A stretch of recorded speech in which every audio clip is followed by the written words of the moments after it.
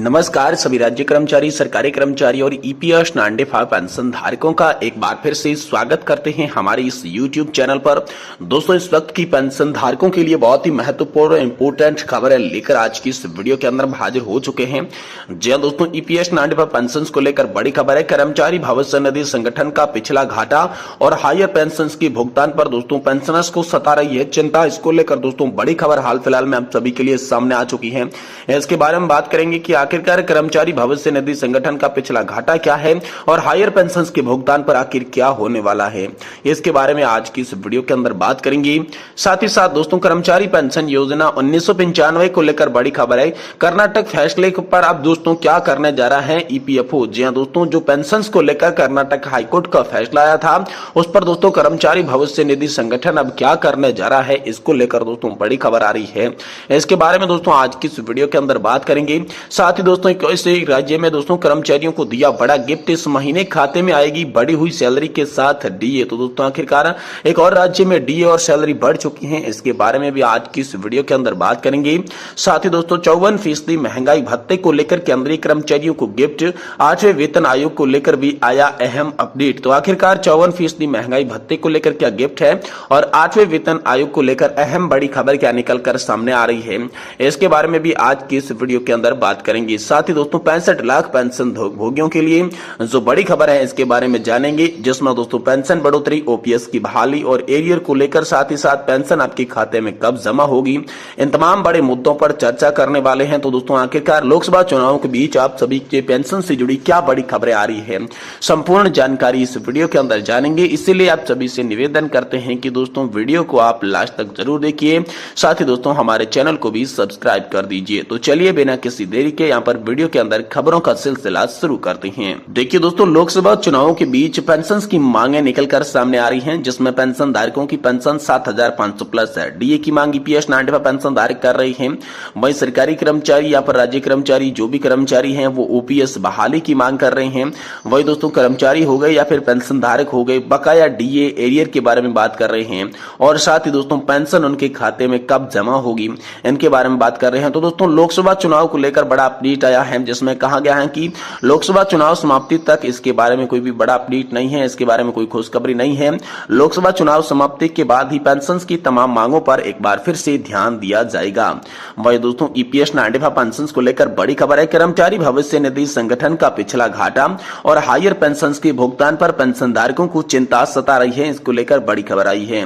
दोस्तों यहाँ पर आप सभी के लिए बात करें तो वित्तीय वर्ष 17-18 और वित्तीय वर्ष दोस्तों 18-19 के विमांकिक मूल्यांकन के आधार पर दोस्तों ईपीएस में 37,326.94 करोड़ रुपए का घाटा था। दोस्तों ईपीएस 95 पेंशन का मुद्दा इस वक्त काफी गरमाया हुआ है। पूर्व कर्मचारी और अधिकारी हो या वर्तमान में सेवा दे रहे कर्मचारी हो, हर कोई उच्च पेंशन को लेकर चिंतित है। ईपीएफओ पहले से ही स्पष्ट कर चुका है कि आचार संहिता के बाद ही दोबारा तेजी की प्रक्रिया शुरू की जाएगी। फिलहाल कर्मचारी भविष्य निधि संगठन को लेकर कई चिंता का विषय व्यक्त की जा रही है। पेंशनर्स का कहना है कि ईपीएस में अनुमानित घाटा और उच्च पेंशन का प्रभाव देखने को मिल रहा है। यहाँ पर आप सभी के लिए बात करें तो दोस्तों यहाँ पर उतार चढ़ाव के बावजूद ईपीएफ और ईपीएस को लेकर कई परेशानियां नहीं हुई है, क्योंकि इसकी स्थापना के बाद इसकी प्रपत्तियां घाटे में आधारित है। सदस्यों के योगदान गिरावट, योजना के तहत पेंशन भोगियों की बढ़ती संख्या का कारण अनुमानित घाटा भी है। दोस्तों ईपीएस 95 पेंशन का आखिर मामला क्या है, तो दोस्तों पेंशन मामलों के जानकार कल्याण कुमार सिन्हा बताती हैं कि 1995 में ईपीएस योजना की शुरुआत की गई थी। ईपीएफओ ये योजना चलाता है जिनके प्रतिष्ठानों में 20 या फिर अधिक कर्मचारी है। नियोक्ता और कर्मचारी दोनों के मूल वेतन का 12% जो कि दोस्तों 15,000 प्रति माह के आधार पर ईपीएफ में भुगतान अनिवार्य है। नियोक्ता के 12% हिस्से का 8.33% ईपीएस में निवेश के लिए उपयोग किया जाता है। केंद्र भी मासिक वेतन का 1.16% योगदान देती है। ईपीएस का सदस्य 10 साल की सेवा के बाद 58 साल या फिर 60 वर्ष की आयु प्राप्त करने के बाद पेंशन योग्य हो जाता है।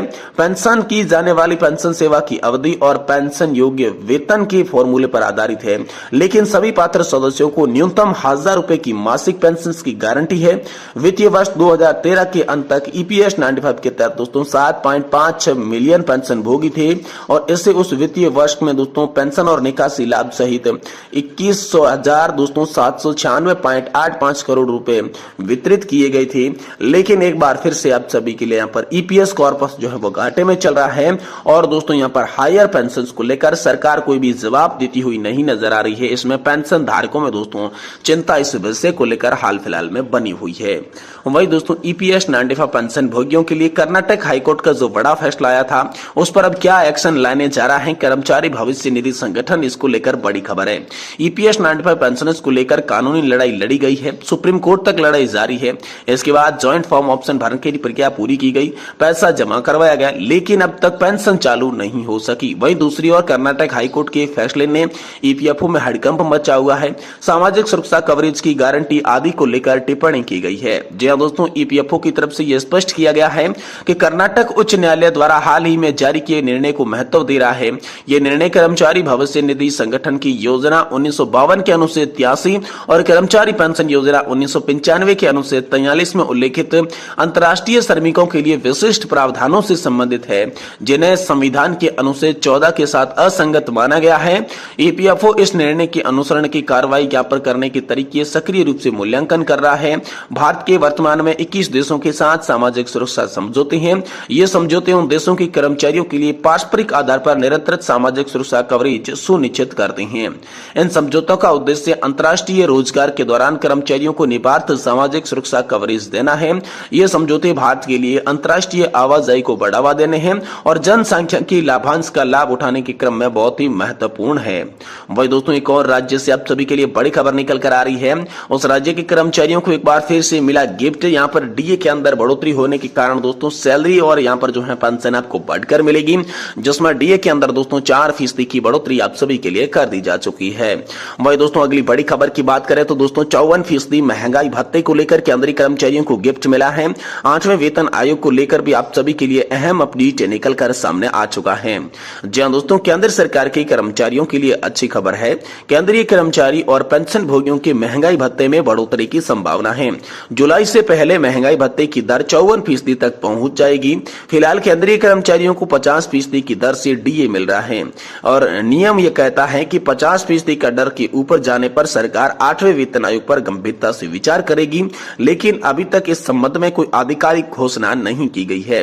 केंद्रीय कर्मचारियों का डीए फिलहाल 50% है। 1 जुलाई से इसमें 4% की बढ़ोतरी होगी। महंगाई दिन प्रतिदिन बढ़ती जा रही है। इस माह में कुछ अंकों का अंतर रहता है, लेकिन अगर जनवरी 2024 से 30 जून 2024 तक का चार्ट देखें तो उसके आधार पर डीए का मानना है कि डीए में कम से कम 4% की बढ़ोतरी होनी है।